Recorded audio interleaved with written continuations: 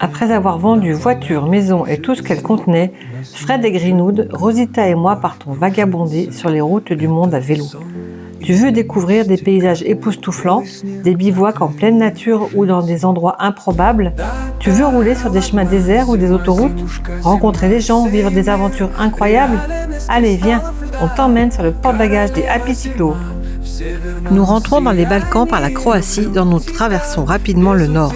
Hormis un joli bivouac très sympa au bord d'un lac, rien de bien passionnant dans cette Croatie rurale, sauf peut-être le passage à Đakovo, où on peut admirer une très belle cathédrale de briques rouges. Aujourd'hui, il ne se passe rien. La voie ferrée, de la ligne droite, des champs de tournesol. Plein.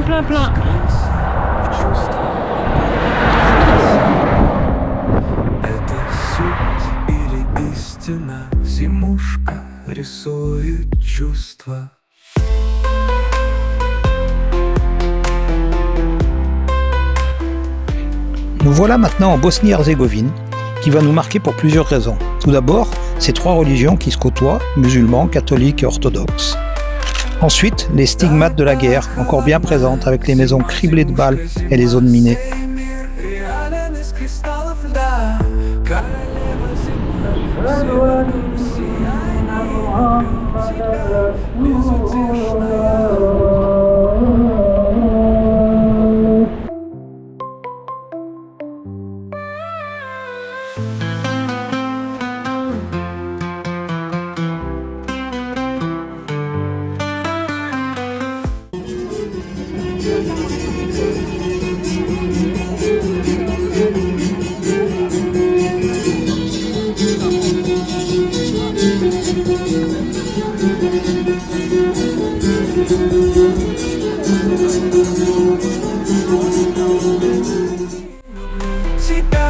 Безутешная.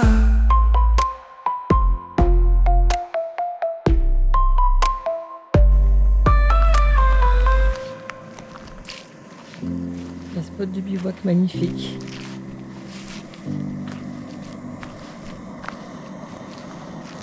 Hyper calme.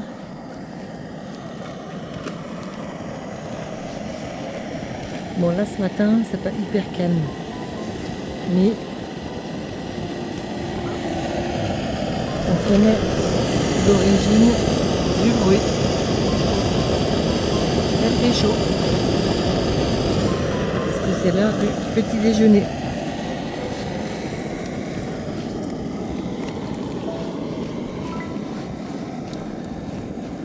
Qu'est-ce que tu manges de bon, Fred? Un yaourt avec flocons d'avoine et des bananes. Pas mal. Après, on va se faire des bonnes tartines de confiture. Ah bah, pas mal.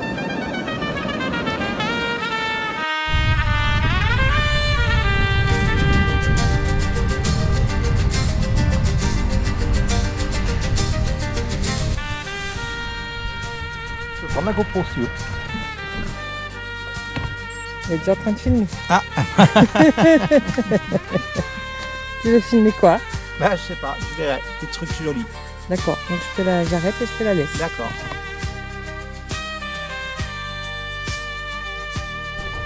Nous voilà maintenant dans une belle descente. Comme souvent en Bosnie, on passe du bitume au gravier plus souvent qu'on ne le voudrait. On enchaînera ensuite les petites routes de montagne et les nationales pour arriver à Mostar.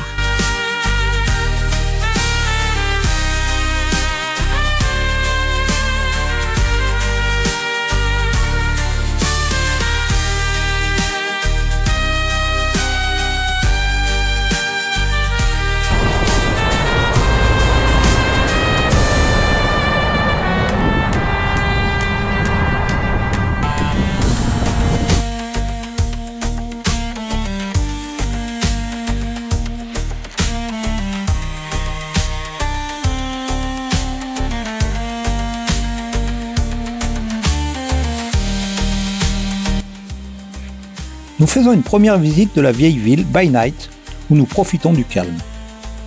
Le lendemain sera radicalement différent, et on se rend compte que tout le centre historique, avec ses aires de souk, vit au rythme du tourisme. Les ruelles sont pavées de cailloux arrondis par le temps, qui sont très glissants. On finit par arriver au fameux vieux pont de Mostar, théâtre de plongeon spectaculaire dans l'eau glacée de la Neretva. Les jeunes se jettent de 29 mètres de haut dans une eau à 7-8 degrés dès que les rabatteurs ont réuni la somme de 50 €.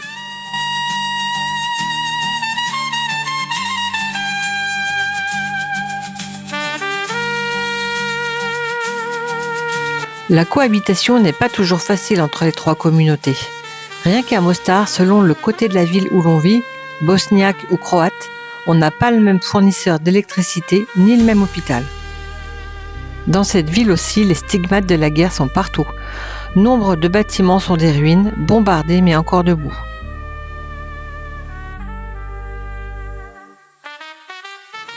Nous continuons notre route par le Tiro Trail.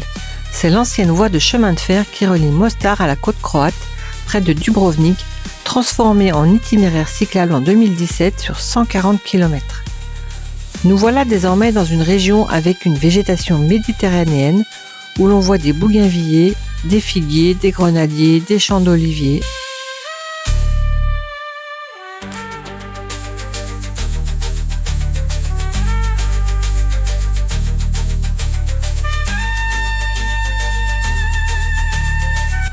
Plus loin, deux options s'offrent à nous.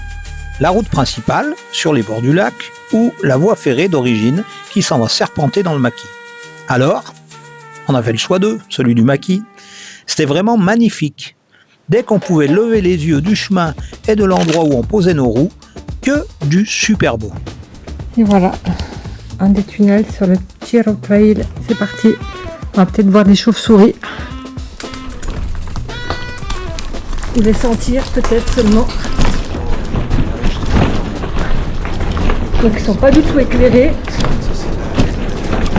Que la lumière de nos lampes n'éclaire pas. Donc on voit suffisamment. Hop là. Вони приїхали додому. Після тієї зупинки дійшли до під'їзду вже виснажені до спа. Des tunnels comme ça, on en a emprunté une dizaine. C'est une expérience en soi. Il ne faut être ni claustrophobe, ni avoir peur des bestioles de toutes sortes. Та ні, Даня, може пішки. Я щось ліфтом не вірю, та тут все безпечно. Ну хіба що, ой.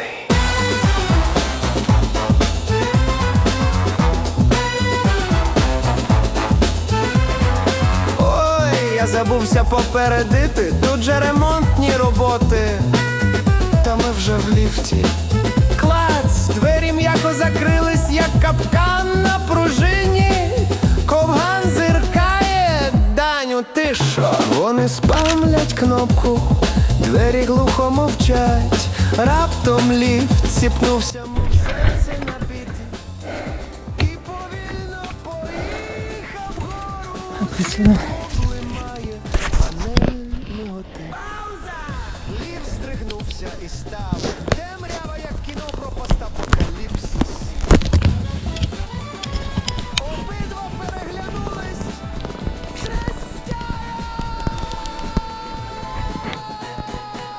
Добрий вечір! Це технічна підтримка. Я Гриць, стажер.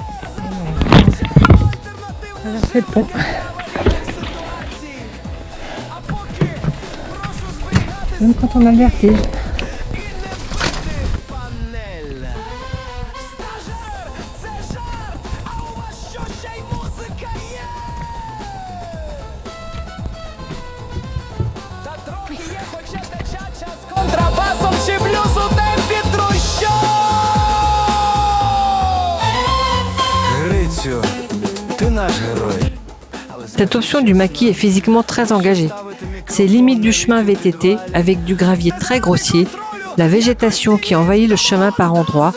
On zigzaguait entre l'ornière droite et gauche pendant 12 km et demi. Avec nos vélos chargés, on a mis 2 heures. C'était long.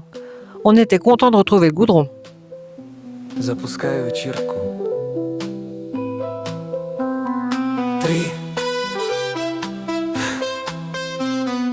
Welcome to Live Jam Sasso!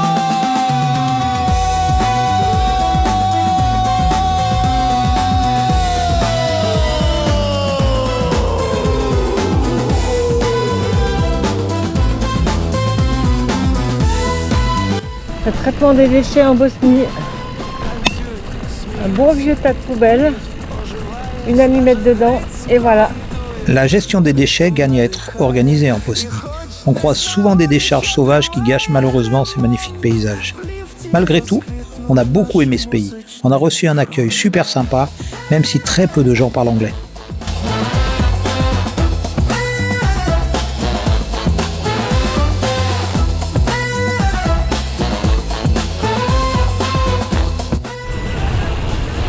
Alors, code spécial aujourd'hui. Eh ben, on est en Croatie et on roule à 4 pendant 2 jours avec Isabelle et Jérôme. Bon, cool. Ils nous ont rejoints, trop cool, donc ils vont rouler 2 jours avec nous. Et voilà, on est parti pour rejoindre Kotor. Et pour l'instant, on a une petite route de campagne super sympa, avec les vignes, les oliviers, le maquis, un peu tout joli. Bon, je vais les voir alors, je vais leur demander. Une interview? Ouais, c'est une interview, exactement. Bon alors, ça va? Tout va bien? Bon, nickel. Belle nature, avec les amis, à Chéri, Biwak, Lumiki. Bon, tout bon alors. Ouais. Alors Jérôme, ses premières nuits dans une tente, c'est bien? Que là ça va. La première a été tellement horrible que la deuxième du coup c'est bien passé.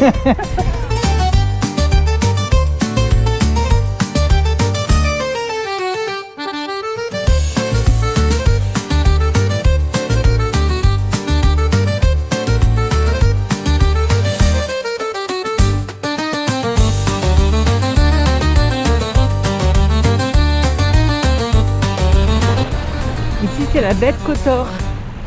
On voit pas encore Kotor. Très beau.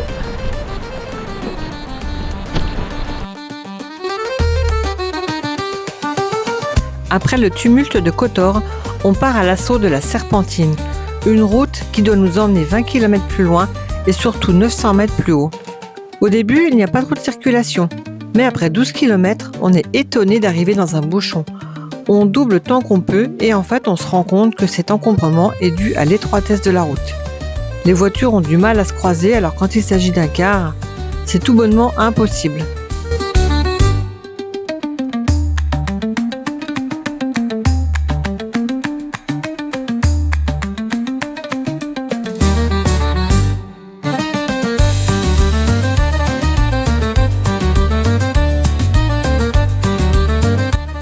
Finalement, on parvient à se dégager et on arrive au sommet. C'est là que nous disons au revoir à Isabelle et Jérôme. Ces 2 journées sous le signe de l'amitié et du partage nous ont vraiment fait plaisir. On a initié Jérôme aux joies du camping et on les remercie sincèrement d'être venus nous rejoindre.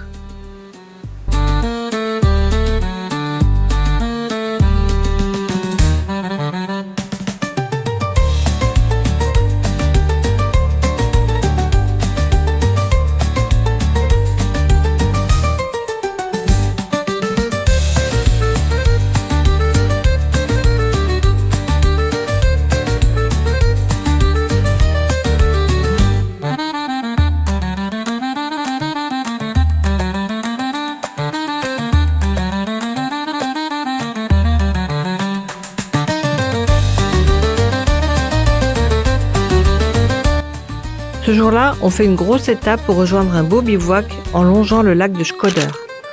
On arrive bien fatigué, mais heureusement on peut se jeter dans le lac pour un bon nettoyage. L'eau est bonne, ça fait un bien fou. Le lendemain, après une petite baignade matinale, Fred change les plaquettes de frein pendant que je prépare une salade pour le midi.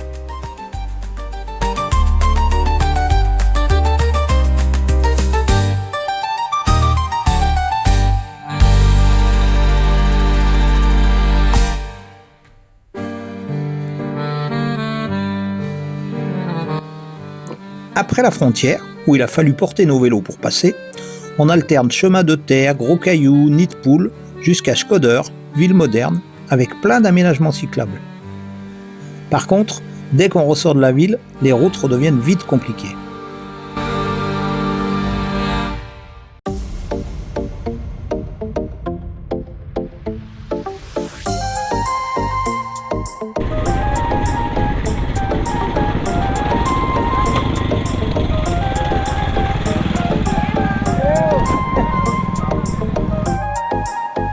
À À Tirana, pendant notre traditionnelle visite Free-Tour, on apprend que la corruption est encore très présente dans le pays.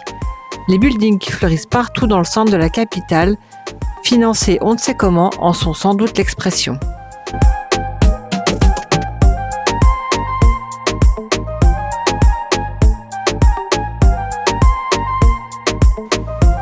Au menu du jour, le col de Coxalites, dont le sommet est à 30 km de Tirana et 900 mètres plus haut. Comme la plupart du temps, on en bave, il fait chaud, mais les vues sont magnifiques.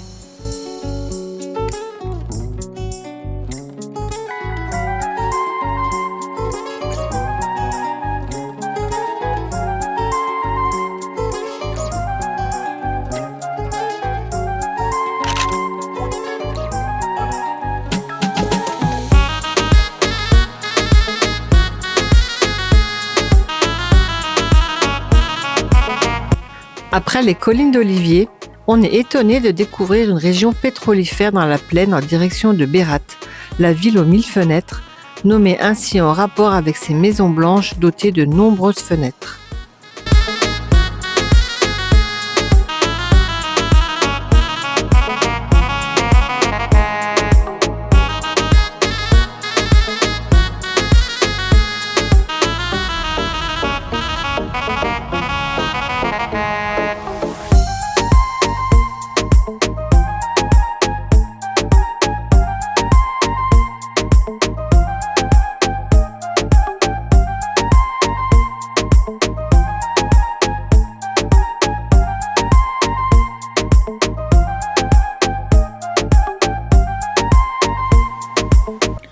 On est maintenant à Vlora, sur la Riviera albanaise, qui a des airs de Côte d'Azur. Et on part à l'assaut du col de Liogara. Les 8 derniers kilomètres, avec 600 mètres de D+, nous font classer ce col dans les plus difficiles en vélo chargé, avec des pourcentages entre 8 et 13%. On a beaucoup souffert.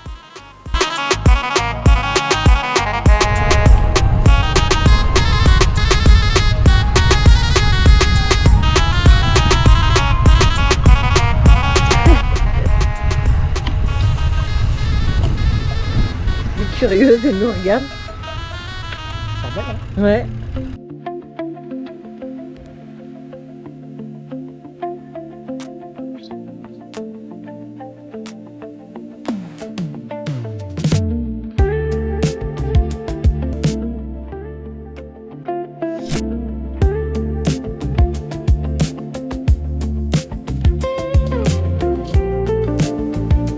On suit la côte et franchement on est agréablement surpris. Ça reste globalement sauvage, il n'y a pas trop de circulation. Par contre il fait chaud et ces montées et descentes incessantes nous épuisent.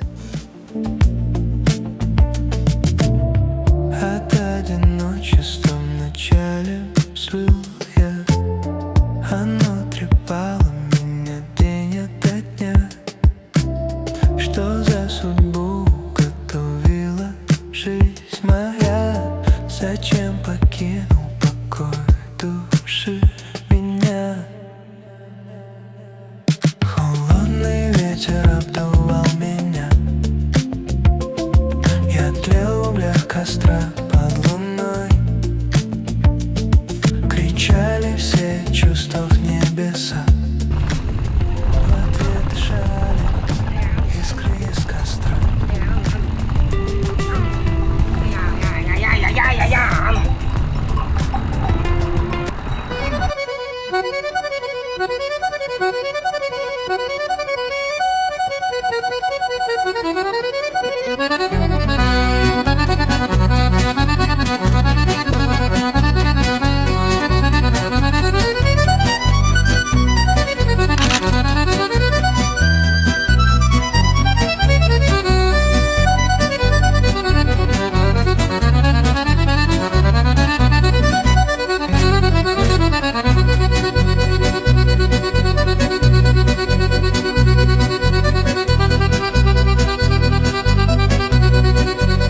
On arrive à Gjirokastër, la ville aux 1000 marches qui porte bien son nom. On monte jusqu'à la forteresse qui nous offre de beaux points de vue sur les toits en pierre. On fait un tour dans les rues pavées du centre historique surpeuplé avant de reprendre la route en direction de Saranda.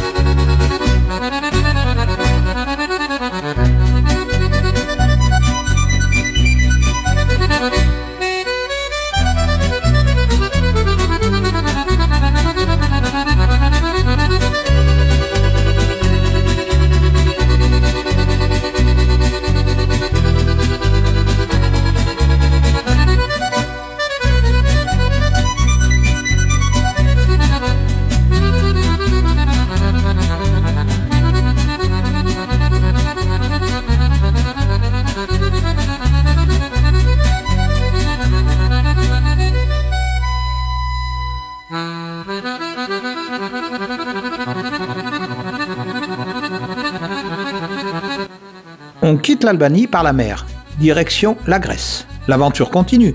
Alors, à bientôt pour le prochain épisode des Happy Cyclo.